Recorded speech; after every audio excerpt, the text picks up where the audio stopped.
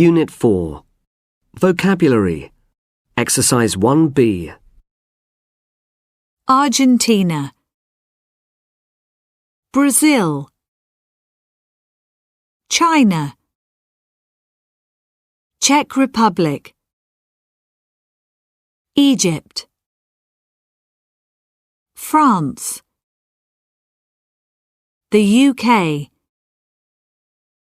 Greece, Ireland, Italy, Japan, Mexico, Peru, Poland, Russia, Scotland, Slovakia, Spain, Switzerland, Turkey, Ukraine, the US. Unit 4. Vocabulary. Exercise 3B. Argentina, Argentinian,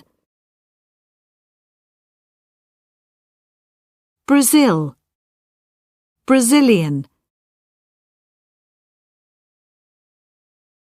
China, Chinese, Czech Republic, Czech, Egypt, Egyptian, France, French, the UK, British,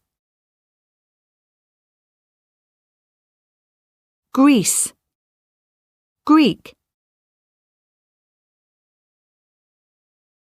Ireland, Irish, Italy, Italian, Japan, Japanese, Mexico, Mexican, Peru, Peruvian, Poland, Polish, Russia, Russian, Scotland, Scottish, Slovakia, Slovak, Spain, Spanish, Switzerland, Swiss, Turkey, Turkish, Ukraine, Ukrainian, the US, American.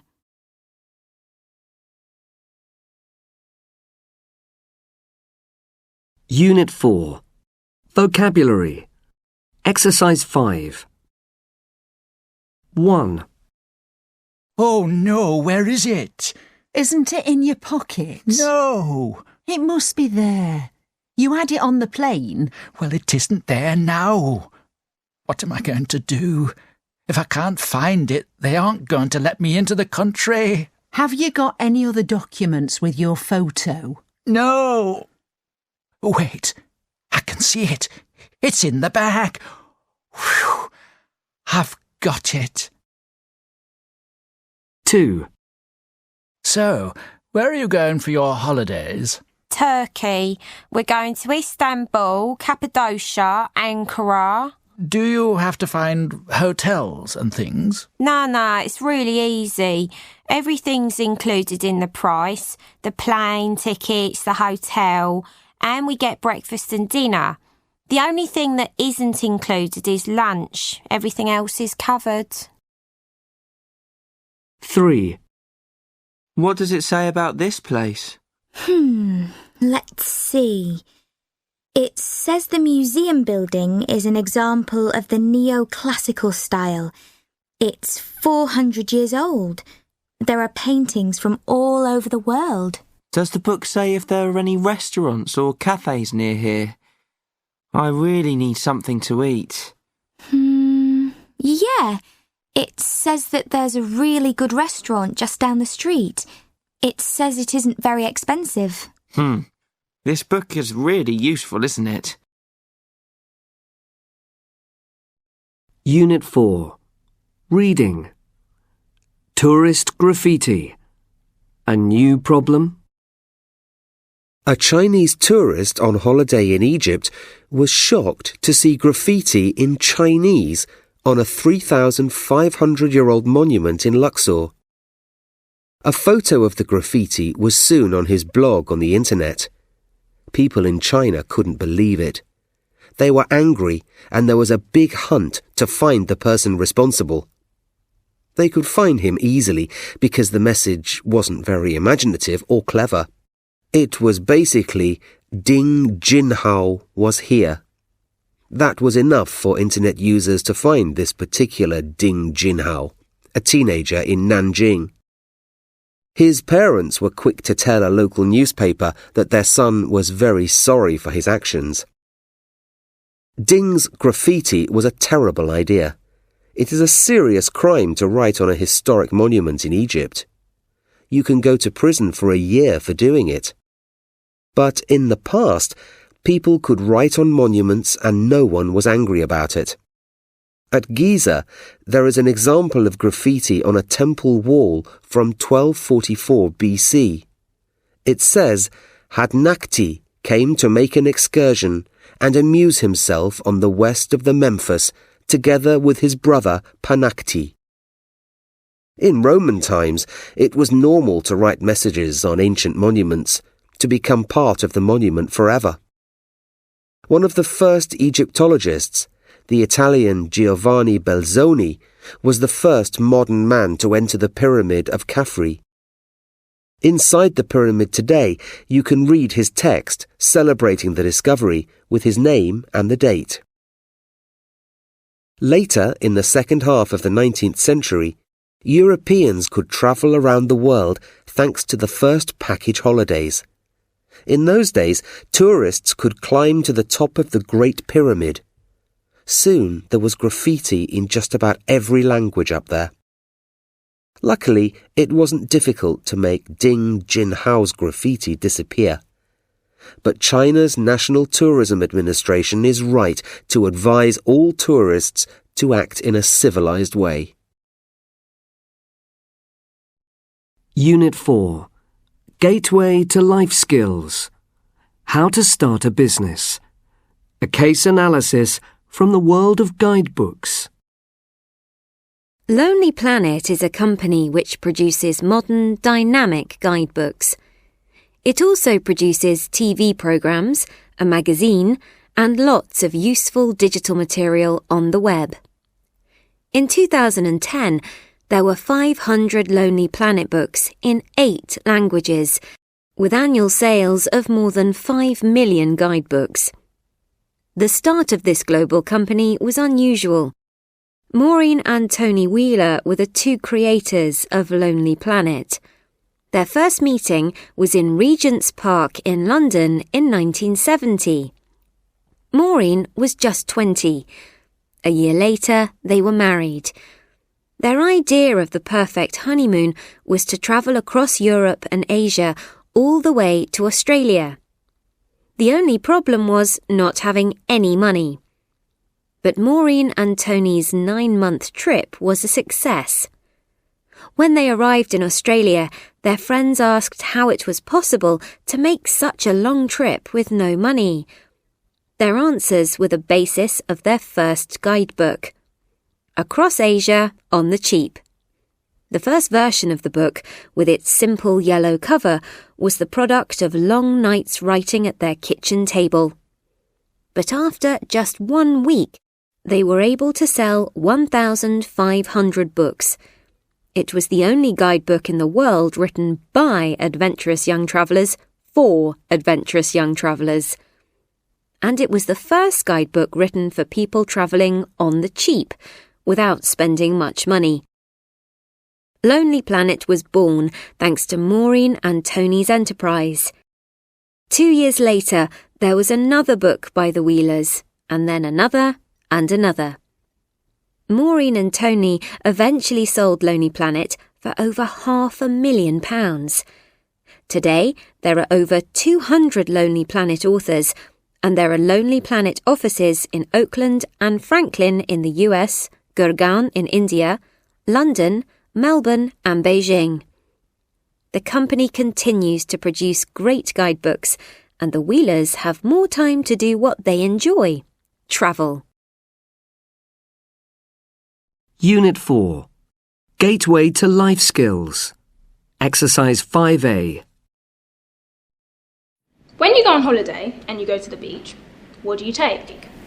Probably a towel, some sandals or flip-flops, maybe sunglasses, maybe a baseball cap, and some money to buy an ice cream or a soft drink or something. The problem is, where do you put your money when you go for a swim? The answer is in the cash cap. There's a secret pocket at the front of the cap where you can put money or a key. Nobody knows it's there because all they see is a normal cap. You can leave your cap, go in the water, and no one touches your cap or your money. This is a questionnaire that we gave to people in our class to see if they would be interested in our product. 20 people in our class say that bringing money to the beach or swimming pool is a bit of a problem. 15 of those people usually wear a cap. 12 people, that's half the class, say that the cash cap is a great idea, but you just can't buy a similar product in the market at the moment. We think that the cash cap isn't very expensive to make. Therefore, it is a good product for teenagers to buy. You can have many different designs, and not just one cash cap, but 2 or 3 as well. We hope you agree that you don't just want a cash cap, you need a cash cap. Unit 4. Listening. Exercises 2 and 3. Hey, Sam. Do you know Edinburgh? I've just got an email from a friend of mine who lives there. She wants me to go and visit her in the summer. Do you know what it's like? Yeah, I went there last year. I loved it. It's brilliant. You must go. Was there much to do there? Well, because it's the capital, people think it's a really big city. It's actually not that big, but there are hundreds of things to do there. We went in August and the International Festival and the Fringe Festival were on. Edinburgh's really famous for its festivals. Oh, really? What kind of festivals? They're arts and culture festivals. We saw concerts, comedy shows, plays. There were a lot of events in the streets too. August is a great time to go. What about sightseeing? Is there anything interesting to see? Yes, we visited the castle. It was really cool. It's on the top of this great rock. When we climbed to the top, we had a spectacular view of the city. Oh yeah, and then at 1 o'clock they do this thing where they fire a cannon. A cannon? Why do they do that? It's an old tradition. Originally it was for ships to know the time, but now I think they probably just do it for the tourists. My friend says the food's good there too. Yeah, we ate really well. We had shortbread every day. Do you know what shortbread is? It's a type of biscuit they make really well in Scotland. I remember we bought shortbread and souvenirs on the Royal Mile. It's a really famous road that goes down from the castle back into the city. We walked all along the Royal Mile. It took ages because my mom wanted to look in every different shop, and my dad stopped and took hundreds of photos. People speak English there, right? Yeah. I mean, some people speak Scots and some speak Scottish Gaelic, but people always spoke to us in English. Sometimes it was with a strong Scottish accent, but I always understood them. No excuses, Sarah. Just go and visit your friend and ask if I can come too. Unit 4. Pronunciation. Exercise 2A. Listened. Liked. Hated. Unit 4. Pronunciation. Exercise 2B. Decided. Loved. Needed. Played. Started. Stayed. Wanted. Washed. Watched. Worked. Unit 4. Pronunciation. Exercise 2C. Listened. Loved. Played. Stayed. Liked. Washed. Watched. Worked. Hated. Decided. Needed. Started. Wanted. Unit 4. Developing speaking. Exercise 3A. Last year I had a brilliant holiday. I went to Barcelona with my family, my mum, my dad and my brother. We went by plane. It took about 2 hours to get there from London. We stayed at a fantastic hotel called the Hotel Portofera. It was near the city centre. We did some sightseeing. We saw the Sagrada Familia. It's incredible. They started building it over 100 years ago, but it's not finished yet. We climbed to the top and had a spectacular view of the city. We also walked along Las Ramblas. There were lots of restaurants there. In general, the food was really good. We had paella twice. It was delicious. There are shops in the Ramblas, so when we were there, we bought souvenirs too. I bought a T-shirt that says, "I love Barcelona," for a friend of mine. Oh, and one evening we went to the Camp Nou, the football stadium where Barcelona play. That was really cool. Oh, I had a great time in Barcelona. I loved everything about it. I want to go back one day.